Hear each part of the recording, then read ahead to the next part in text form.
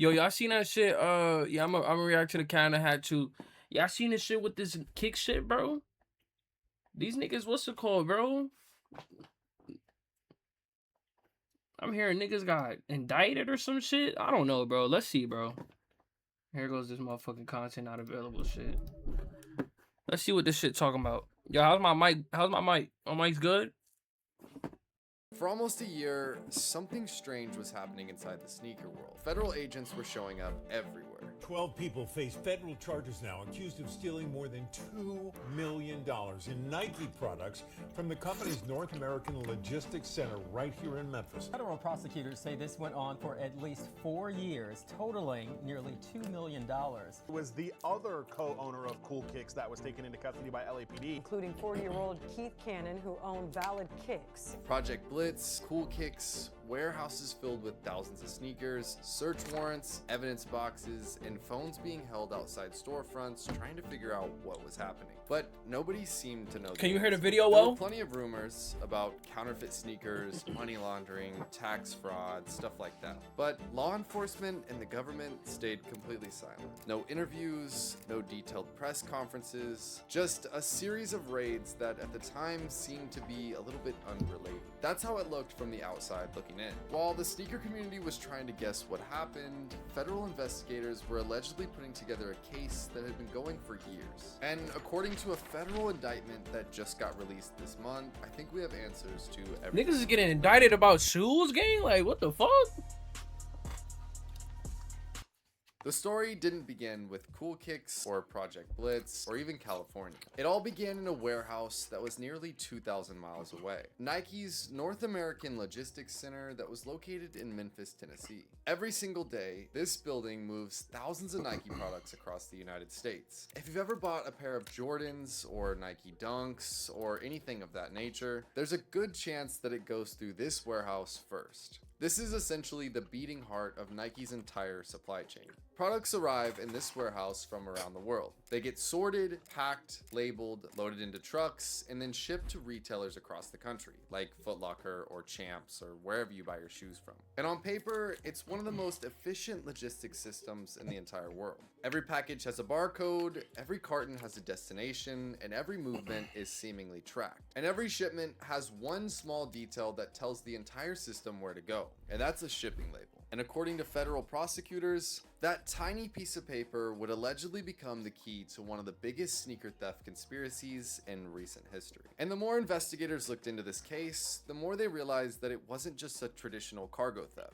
Nobody was cutting locks or hijacking the trucks or breaking into the warehouse in the middle of the night. The operation allegedly relied on something a lot more simple, and that was the shipping process itself. Imagine you go online and order a pair of Jordans from Nike or the website. The order gets processed, Nike packs the shipment, and a shipping label is printed. And that label tells UPS exactly where the package belongs, as long as the label is correct. Now imagine somebody quietly replaces that label before the package ever leaves the building. The box is still scanned, and it still gets loaded into the truck, and UPS delivers it. But the only difference is the destination. And according to the indictment, this is what investigators believe exactly happened. So whenever there's a hype Jordan... Nah, niggas is doing inside jobs, gang. Yo, nah, these niggas had connections, bro. Release, like, let's just say, for example, the Jordan 4 brick by bricks. Somebody in the warehouse would locate what boxes were filled with these sneakers that were going to be shipped out to Foot Locker or Champs or wherever. And when loading these up onto the UPS trucks to be shipped out to these stores, somebody would slap a label over the top of the one that was already on there. And this new UPS label would then ship it to a different location that wasn't the intended store. And this was addresses that investigators say had already been chosen by members of this conspiracy. And from that point on, the package would follow the new label. But changing the label was only half the job. And that's because a shipping label sitting on somebody's desk in Los Angeles can't move a single package inside the warehouse in Memphis. So somebody had to sneak those labels inside. And according to federal prosecutors, this is where it became an inside job at the Nike warehouse. And court documents allege that one of these organizers was Roy Harvey Jr. Dang, and about he 40. is seen to be one of the masterminds behind this whole operation. And like a year ago when Project Blitz got raided, it was because of Roy Harvey Jr. He had been been seen delivering or using some of these packages around the Project Blitz warehouse, and that's what got him raided. But according to this indictment, investigators allege that he created these shipping labels and arranged the delivery locations and coordinated where those redirected shipments would ultimately end up. Because Harvey wasn't a Nike employee and he couldn't just walk into the warehouse. According to the prosecutors, somebody else on the inside was handling how the labels got on the packages. And the indictment identifies a man named Michael Perkins. He was a floor manager inside Nike's Memphis Logistics Center. And Perkins allegedly would smuggle these shipping labels inside of the Nike warehouse where he would give them to other Nike employees. And prosecutors allege that these employees would place the labels onto specific cartons before they entered Nike's normal shipping process. And like I previously said, nothing on these packages looked abnormal. The packages continued out of the warehouse just like they would on any other day. And that's what made this operation so hard to detect. And this wasn't something that happened just once or twice. Courts allege that between 2022 and 2024, 1,860 fraudulent shipping labels tied to Roy Harvey Jr. was operated successfully through this whole process. And just to mention, this isn't 1,800 pairs, this is 1,860 boxes that are filled with multiple pairs. Whenever a shoe comes out, sometimes a sneaker reseller will have an entire full-size run. They'll have hundreds or 200, 300 pairs of a shoe that's like just came out. Or also in the So this is how these niggas be getting plugged in like that. sneaker world, there's like early pairs. Yeah, I ain't gonna lie, these resellers, bro, I be wondering like how the fuck these niggas got so many pairs of the same shoe. It's looking like these niggas, they had the method. You'll see people have multiple pairs of shoes before they come out, like months before they come out. But what happened after the shoes left Memphis was almost a little more surprising. And investigators didn't follow the shipping labels, they followed the shoes. And that's where this story takes kind of an unexpected turn. And you have to remember, all of this is happening in private. This was before they decided to raid anybody or make any sort of like public thing about this. So by this point, investigators believed that they understood how the shoes were leaving the warehouse. But that only answered half of the mystery, because stolen inventory doesn't just disappear. Somebody has to receive it, somebody has to pay for it, and eventually somebody has to sell it. So investigators started following these sneakers and shipments. Of course. Now, according to these court documents and stuff, it doesn't really say how they were able to identify this. Some people say that they put trackers like inside the shoes or inside the boxes. What Some the people fuck? said that they like went over their inventory lists, or I don't know how they did it. Yeah, bro, I'm gonna start checking my shoes, nigga. Fuck, they mean they put trackers in it. So the niggas who bought the shoes, them shits got trackers in that motherfucker. I wish I had this answer because that'd probably make this video a little bit more interesting, but I don't know how they tracked down these shoes from the Memphis warehouse to what I'm about to say.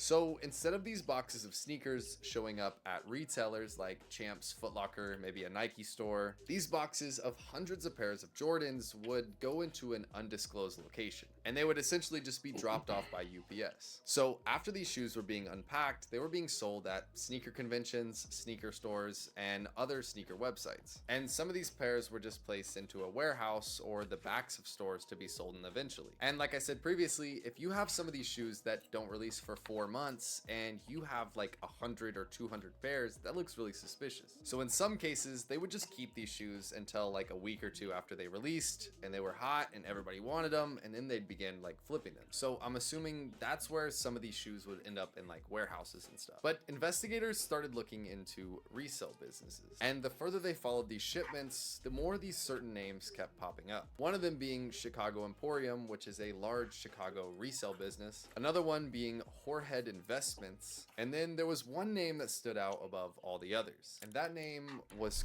Cool Kicks. And if you've been around sneaker culture for like the past decade, you know who Cool Kicks is. Cool Kicks wasn't a small reseller operating out of like a storage unit. It was one of the biggest sneaker stores in America. NBA players, rappers, celebrities, all these people bought shoes from there in Los Angeles. And their videos reached millions of people on the daily. And for a lot of sneakerheads, Cool Kicks represented the top of the resale world. They were definitely one of the most popular sneaker resale stores and YouTube channels in this entire business. So a lot of people think that it's just a deal that owns it, the guy that's mainly on the face of the channel. But there's another another man named Barakat Abraham, and he also goes by BK. But in these legal documents, he is accused of playing a role in the early stages of this conspiracy. The prosecutors Yikes. allege that between July 2021 and May 2022, Roy Harvey, which is the mastermind of this, he received 149 shipping labels that were associated with the Cool Kick store. And that allegation matters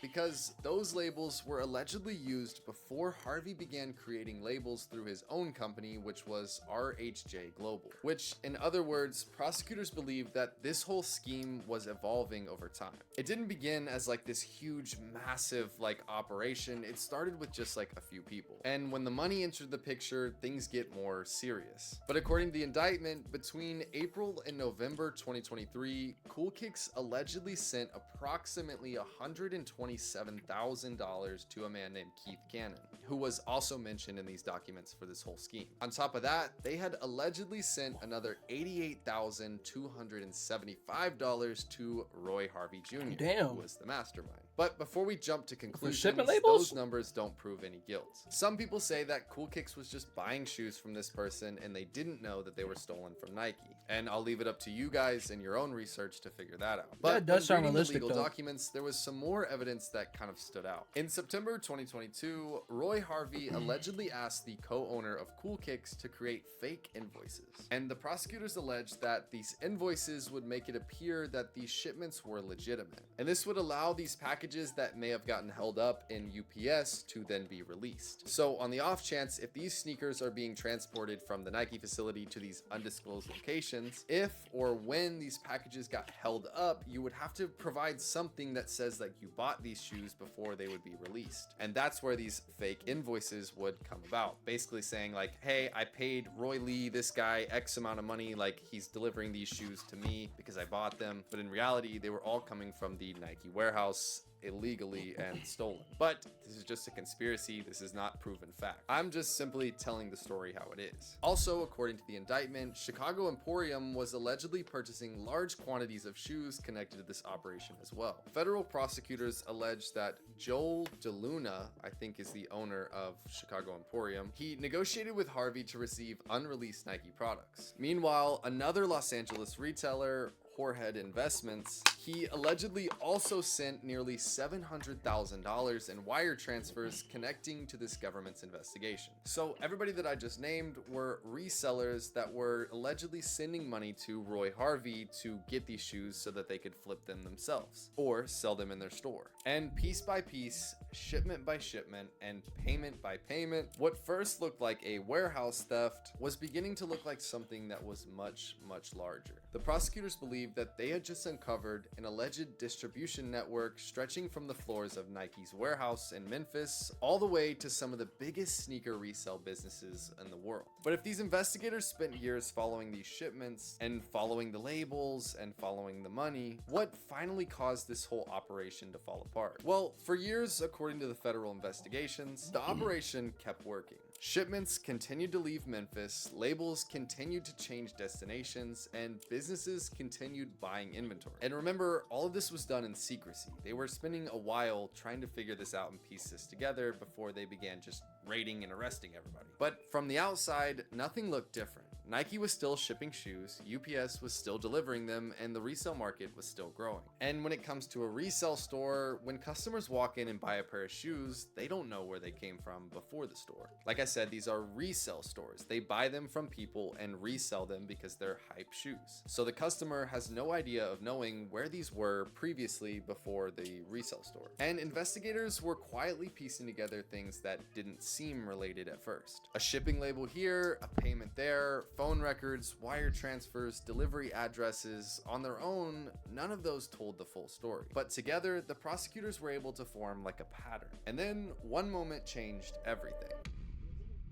In January of 2024, Roy Harvey was arrested in Los Angeles. I have And this no was clue. when the popular sneaker resale warehouse and platform Project Blitz got raided. And for those who don't know, Project Blitz, they're huge. They have a YouTube channel and they've even been on like Pawn Stars. They make videos pretty much showing off some of the rarest sneakers that you can possibly buy in the world. But supposedly, after they gathered this evidence, they arrested him with 28 cartons of stolen Nike products that were connected to this whole conspiracy. And that is why Project Blitz got raided, because somehow, some way, he was delivering shoes to Project Blitz. But the Project Blitz story is an entire video on its own and all the controversy that comes with that. But this was one of the first moments that investigators could say that they could physically connect redirected shipments to somebody in this operation. And that was Roy Harvey. But this arrest didn't stop the investigation. They went through Harvey's phone, his financial records, and they found connections that led to new leads. Investigators weren't just looking backwards anymore, they were starting to connect the pieces on this whole map. After the mastermind of this whole thing got put away in jail, now the business is still going. That means somebody's still doing this and people are still buying this from Nike.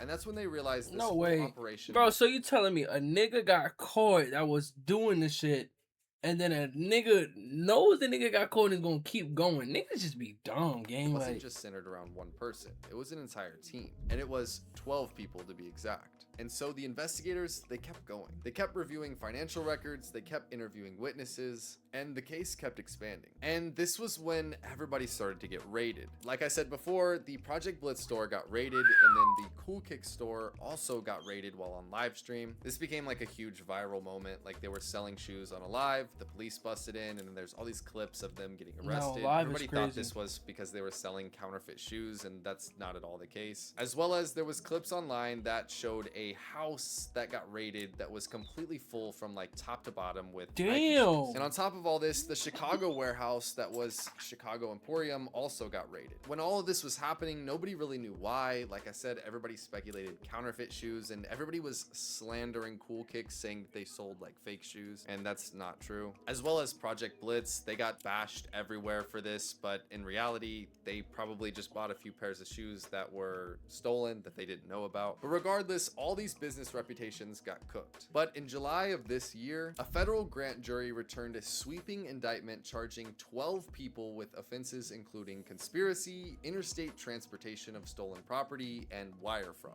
And of these 12 names that were in this were Roy Harvey Jr., BK from Cool Kicks, the Chicago Emporium guy, Perkins. You guys can look at the list yourself. But for the sneaker community, this was the first time that these allegations were made public. And suddenly, all those raids, all those rumors, and all those unanswered questions, they finally had context just this month. But this story isn't just about Cool Kicks or one warehouse. It's about something much bigger. It's about how an industry built on hype and scarcity created one of the most perfect environments for an operation like this to exist for years. But like I said, everything in this video is just alleged, and everybody in this case is innocent until proven guilty. I'm simply just stating what was in these documents. I'll pop it up on the screen right here. Cool Kicks actually made a statement about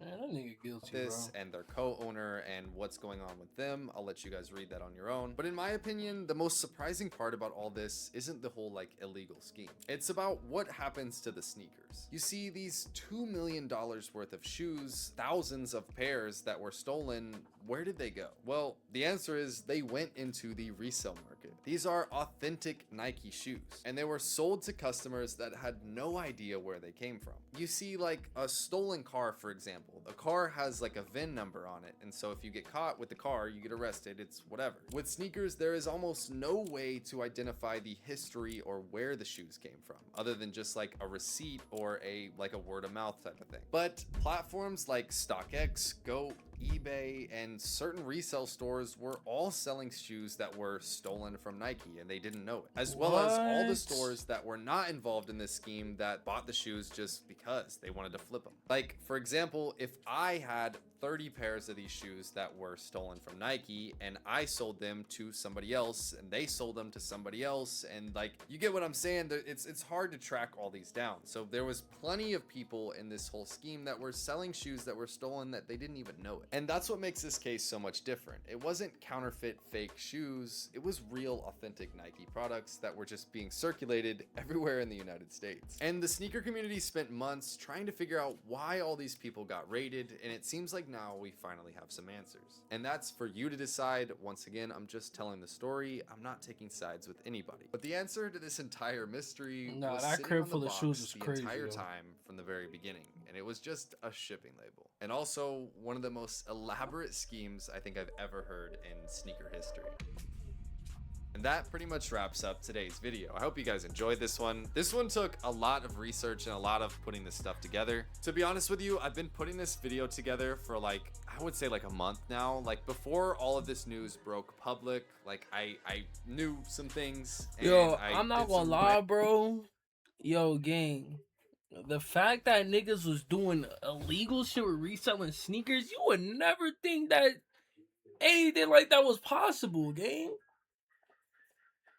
That's actually crazy, bro. I'm not gonna lie, gang. That's insane, bro. The fuck, niggas is stealing shoes from Nike and yo, you would never think like something like that would be going down. That's actually wild. That's wild as fuck.